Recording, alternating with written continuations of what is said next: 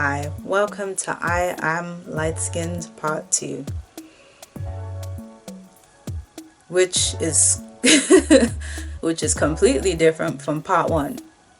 Again, I'm not asking for permission. That's not why I'm saying this, because whether I explain the story or not, this is still the term that, is being used for me in my real life, alongside the fact that I have albinism. So, yeah. But I'm going to, go into greater detail. So first, I feel like a lot of black people forget that albinism isn't actually race specific. It can affect people of any race and any kind of admixture. Yes, let me say it really slowly. There are people who are mixed race that have albinism. There are people who are black that have albinism, white that have albinism, Asian that have albinism, both the East and the West, Pacific Islanders, Latino people. Yeah? Who did I not cover? People in Siberia.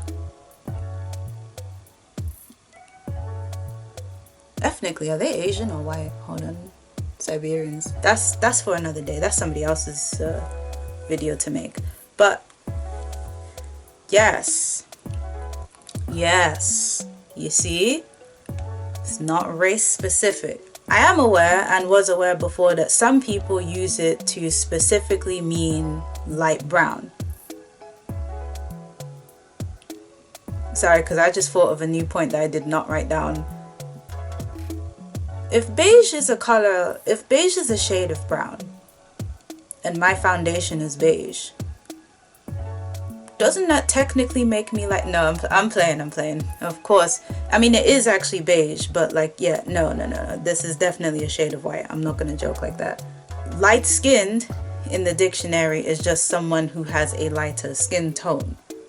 It doesn't say then what. The implied meaning is now someone who has a lighter skin tone than the average black person, mostly focusing on someone who's light brown, because most people who are light-skinned are light brown.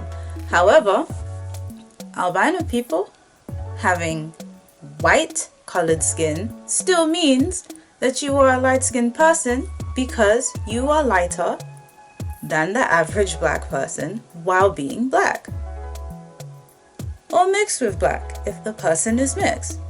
Do you see that? The concept of saying, oh, it's different because it is a white skin tone does not make sense when we start talking about experiences, because 96% of the things the exotical channels say are things that I experience. And then also, there's the whole, if everyone who you compare me to in terms of looks falls into that phenotypical bracket, how would I not? It doesn't make sense to say that, yes, your skin tone is the thing that makes it now completely different, because you're literally relating to everything else. So it doesn't make sense to use that as a differentiator, especially since by optics, are you light or are you dark? Are you lighter than the average or are you darker than the average? Most people, they struggle with the concept of duality, so they think that you must pick one, when in actuality, real life don't work like that. Real life is contextual. So, but you wouldn't have to think about that if you didn't know anyone who has albinism. You would never have had to afford that, which is why I seem to be, because I was wondering this with myself, how come nobody who I know in person is ever confused on what to call me? They just use both terms interchangeably without me ever having to have suggested it to them. I'm not saying, hey, you have to call me light-skinned, you can't say I have albinism. Or I'm not saying, hey, you have to say I have albinism. People just use both. It's just contextual. Let's say you're at a function, gathering, party, group, work, whatever, and someone's and all the less melanated black people happen to have congregated on one side of the room, accidentally for whatever reason. you're going to say, hey, all the light-skinned people on this side of the room. You're not going to say, all the light-skinned people and the other are on this side of the room, because, well, wouldn't make sense. It wouldn't make sense. Oh yeah, back to the whole white makes it different thing. So let's say you have 9 out of 10 of these experiences, right?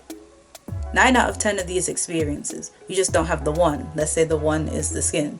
Does it now make sense to say that you don't have this experience? No, that sounds a bit silly.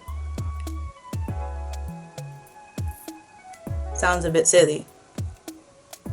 Because what's more important? Your skin's exact tone or the bracket? Like, but then I get, again, you're not conversing. Is conversing the one that's not a word? Because one of these two isn't a word. Conversing or conversating. One of these isn't a word. You're not having conversations with someone who is black that has albinism. So you've never had to think about any of these things. How would you refer to that person in a group setting? How would you describe your friend? Oh, they don't all look the exact same. There are different shades of white that they have even. You've never... Yeah, of course not. You've never had to. So it's easy for you to just turn your brain off and not have to think about anything by saying, it's just different. Again, and like, this one may be touchy for my people, but like the individual person's experience matters. Okay, so how do I put this politely? Most of the people I know who have this condition look a bit more like how I look. By that I mean, like, you know, people who know how to do their hair, makeup, dress nice, trendy. Whereas what people are used to seeing are people who don't look like that. I'm trying to be nice. People who don't look like that. So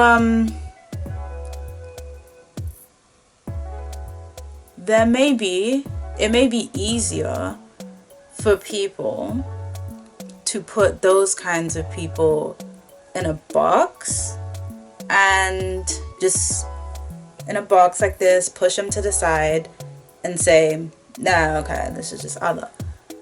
Whereas when it comes to your personal experience, you don't have people doing that. You have people bringing you in, including you. Basically, I'm saying, is being pretty a factor in being included in these topics? I wonder. Maybe not, because I've never really... This is the thing. Everyone who either knows someone who has this condition or who has it that does look nice seems to relate to the experiences that I'm talking about. But I don't know. I need to think more. I see the two terms as interchangeable depending on the context of the situation. Most people who you will come across in life have sight. Enough sight to be able to see that someone has a condition like this, right? So, yeah, it doesn't actually need to be said. You're not in trouble if you say it. It's not rude to say it. It's not going to make some kind of awkward pause for anyone who actually knows what it means for you to say it. But like, yeah. If people aren't used to people having more than one identity marker. Like, even sometimes when it comes to, because obviously I am a British citizen that was born and raised here, but ethnicity wise I'm Nigerian, right? So sometimes people will ask you these kind of dumb, like, pick which one you like better type of questions, or if you had to pick one. I'm so glad I don't have to pick one, because I don't know what I'll do. But, you know, it even comes up in that. It shows up in other parts of identity. So I see why people have such a big issue understanding sometimes. I think I rely a lot on real life experiences because, well, that's where most of my social interactions are. They are in my real life. And so, like I keep reiterating, if everyone says I'm this, then why would I not say I'm this? There is no reason for me to. Me having a white skin tone doesn't take me away. It just means that I'm a little lighter than everyone else. You can't kick me out of light-skinnedness. No, yeah, hold on, but seriously. Seriously, at the end of the day, it's all black features on lighter skin tones. Sometimes the lighter skin tone is caramel. Sometimes the lighter skin tone is vanilla.